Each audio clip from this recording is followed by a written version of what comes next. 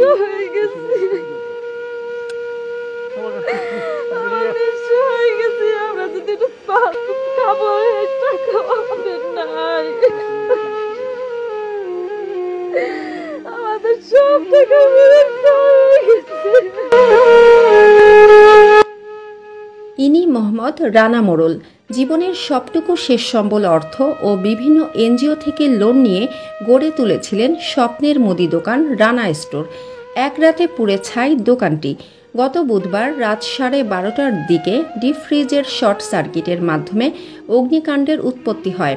সুপ্রিয় দর্শক, এই মুহূর্তে আমরা অবস্থান করছি খুলনা জেলার দিঘলিয়া উপজেলাধীন দিঘলিয়া সদর ইউনিয়নের 5 নম্বর ওয়ার্ড এলাকা, দিয়াড়া কলোনি নামে যেটা পরিচিত। তো দর্শক, দিয়ে আমার কথা বলতে সত্যি খুবই কষ্ট হচ্ছে। এমন একটি বিষয় নিয়ে আপনাদের মাঝে হাজির হয়েছি। দেখতে পাচ্ছেন আমার পিছনে যে রানা মোড়ল স্টোর একটি মুদি দোকান রয়েছে। এই মুদি দোকানটি পুড়ে ধ্বংস হয়ে গেছে, ছাই হয়ে গেছে। এই শুধু মুদি দোকান না, একটা যুবক ছেলের সারা জীবনের স্বপ্ন, আশা, আকাঙ্ক্ষা, বেদনা পুড়ে কিন্তু ধ্বংস হয়ে গেছে। ধীরে ধীরে আগুন ছড়িয়ে পড়ে সমস্ত দোকানে। এক পর্যায়ে দোকানের সমস্ত মালামাল সহ নগদ ক্যাশে রাখা 2.5 লক্ষ টাকা পুড়ে ছাই হয়ে যায়। খবর পেয়ে এলাকাবাসী ছুটে আসেন এবং আগুন নেভাতে সক্ষম হন। বুধবার দিন রাত্রে 10:30টার সময় আমার দোকান বন্ধ করে আমি র্যাকেটের মাঠে থাকি। অনুমান রাত 12টা থেকে 12:30টার সময় আমার এলাকাবাসী আমার খবর দেয়, রানা তোমার দোকানে হয়তো আগুন লাগছে। তখন আমাকে র্যাকেটের মাঠে যারাই ছিল সবাই দৌড়ে চলে আসে। আইসে দেখি আমরা যে প্রচুর পরিমাণ আগুন ধরতেছে। তখন আগুন ধরা অবস্থায় আমি ফিট হয়ে যাই, আমার দৌড়ে হাসপাতালে নিয়ে যায় আমার এলাকাবাসী। আইসে দেখি আমার সব শেষ হয়ে যায়। মোহাম্মদ রানা মোড়ল বলেন, এই অগ্নিকাণ্ডে প্রায় আনুমানিক 13 লক্ষ টাকার ক্ষতি সাধন হয়েছে। নিজের একমাত্র ব্যবসা প্রতিষ্ঠান মুদি দোকানটি হারিয়ে রানা মোড়ল ও তার পরিবার এখন পথে বসেছে। আচ্ছা, এই যে আগুনটা প্রথম লাগে, এটা কিভাবে সর্বপ্রথম সূচনা শুরু হয়েছে?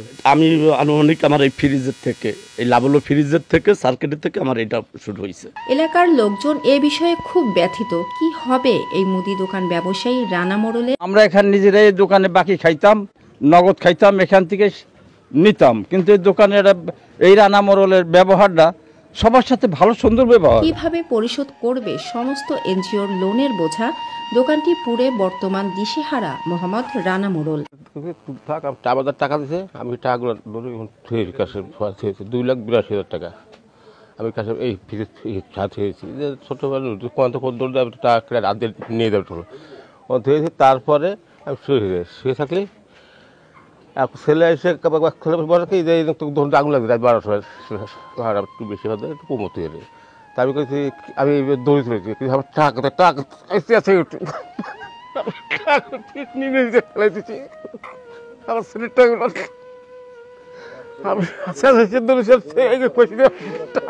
আমার টাকা কোথায় দেয়, বুঝলেন? নিঃস্ব হয়ে গেছি। ফারহানা রহমান, খুলনা নিউজ।